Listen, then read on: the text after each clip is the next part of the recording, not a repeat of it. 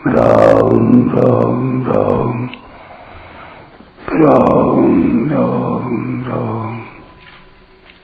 राम राम राम नारायण नारायण। संबंध। अब आगे के 55वें श्लोक में भगवान अनन्य भक्ति के साधनों का वर्णन करते हैं। मत् कर्म कृन् मत् परमो मद् भक्तः संगवर्जितः निर्वैरः सर्वभूतेषु यस मामेति पांडव। हे पांडव, जो मेरे लिए ही कर्म करने वाला, मेरे ही परायण और मेरा ही भक्त है तथा सर्वथा आसक्ति रहित और प्राणी मात्र के साथ निर्वैर है, वह भक्त मेरे को प्राप्त हो जाता है। व्याख्या।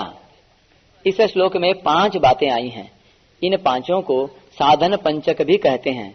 इन 5 बातों के 2 विभाग हैं, भगवान के साथ घनिष्ठता और संसार के साथ संबंध विच्छेद। पहले विभाग में मत कर्मकृत, मत परमः और मद भक्तः, ये 3 बातें हैं, और दूसरे विभाग में संग वर्जितः और निर्वैरः सर्वभूतेषु, ये 2 बातें हैं। मत कर्मकृत, जो जप, कीर्तन, ध्यान, सत्संग, स्वाध्याय आदि भगवत संबंधी कर्मों को और वर्ण, आश्रम, देश, काल, परिस्थिति आदि के अनुसार प्राप्त लौकिक कर्मों को केवल मेरे लिए ही अर्थात मेरी प्रसन्नता के लिए ही करता है, वह मत कर्मकृत है। वास्तव में देखा जाए तो कर्म के पारमार्थिक और लौकिक ये 2 बाह्य रूप होते हैं, पर भीतर में सब कर्म केवल भगवान के लिए ही करने हैं, ऐसा एक ही भाव रहता है, एक ही उद्देश्य रहता है। तात्पर्य यह हुआ कि भक्त शरीर, इंद्रियां, मन, बुद्धि से जो कुछ भी कर्म करता है वह सब भगवान के लिए ही करता है, कारण कि उसके पास शरीर, मन, बुद्धि, इंद्रियां, योग्यता, करने की सामर्थ्य, समझ आदि जो कुछ है वह सब की सब भगवान की ही दी हुई है और भगवान की ही है, तथा वह स्वयं भी भगवान का ही है। वह तो केवल भगवान की प्रसन्नता के लिए भगवान की आज्ञा के अनुसार भगवान की दी हुई शक्ति से निमित्त मात्र बनकर कार्य करता है, यही उसका मत कर्मकृत होना है।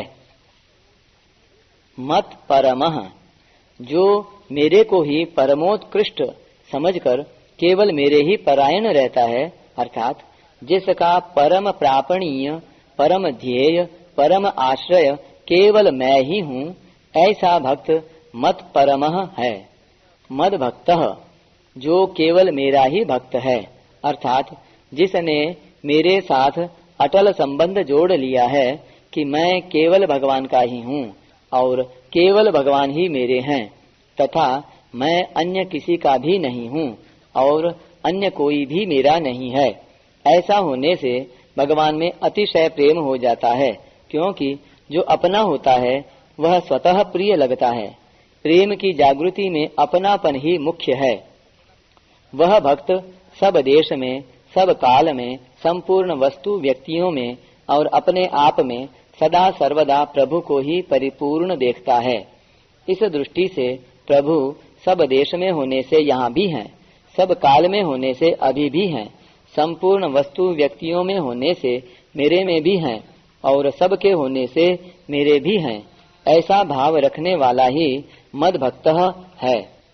संग वर्जितः निर्वैरः सर्वभूतेषु यः, केवल भगवान के लिए ही कर्म करने से, केवल भगवान के ही परायण रहने से और केवल भगवान का ही भक्त बनने से क्या होता है, इसका उपयुक्त पदों से वर्णन करते हैं कि वह संग वर्जितः हो जाता है, अर्थात उसकी संसार में आसक्ति, ममता और कामना नहीं रहती।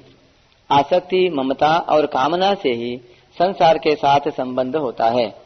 भगवान में अनन्य प्रेम होते ही आसक्ति आदि का अत्यंत अभाव हो जाता है।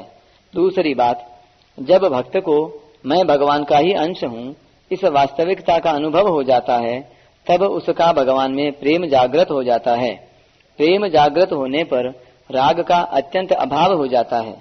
राग का अत्यंत अभाव होने से और सर्वत्र भगवत भाव होने से उसके शरीर के साथ कोई कितना ही दुर्व्यवहार करे, उसको मारे पीटे, उसका अनिष्ट करे, तो भी उसके हृदय में अनिष्ट करने वाले के प्रति किंचन मात्र भी वैर भाव उत्पन्न नहीं होता। वह उसमें भगवान की ही मर्जी कृपा मानता है। ऐसे भक्त को भगवान ने निर्वैरः सर्वभूतेषु कहा है। संगवर्जितः और निर्वैरः सर्वभूतेषु, इन दोनों का वर्णन करने का तात्पर्य उसका संसार से सर्वथा संबंध विच्छेद हो जाता है, यह बताने में है। संसार से संबंध विच्छेद होने पर स्वतः सिद्ध परमात्मा की प्राप्ति हो जाती है। स मामेति, ऐसा वह मेरा भक्त मेरे को ही प्राप्त हो जाता है। स मामेति में तत्व से जानना, दर्शन करना और प्राप्त होना, ये तीनों ही बातें आ जाती हैं, जो कि पीछे के 54वें श्लोक में बताई गई हैं। तात्पर्य है कि जिस उद्देश्य से मनुष्य जन्म हुआ है वह उद्देश्य सर्वथा पूर्ण हो जाता है। विशेष बात, श्री भगवान ने 9वें अध्याय के अंत में कहा था, मन्मना भव मद्भक्तो मद्याजी मां नमस्कुरु मामेवैष्यति युक्तैव मात्मानं मत्परायणः।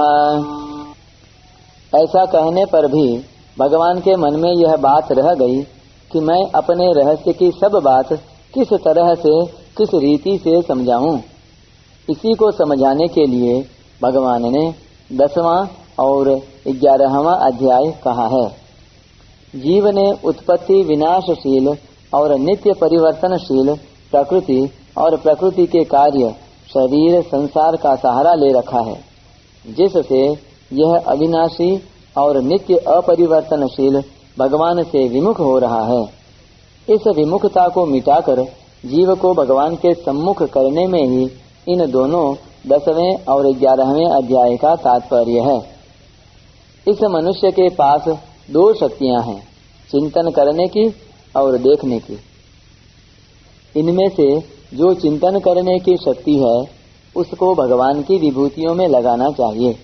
तात्पर्य है कि जिस किसी वस्तु, व्यक्ति आदि में जो कुछ विशेषता, महत्ता, विलक्षणता, अलौकिकता दिखे और उसमें मन चला जाए, उस विशेषता आदि को भगवान की ही मानकर वहाँ भगवान का ही चिंतन होना चाहिए।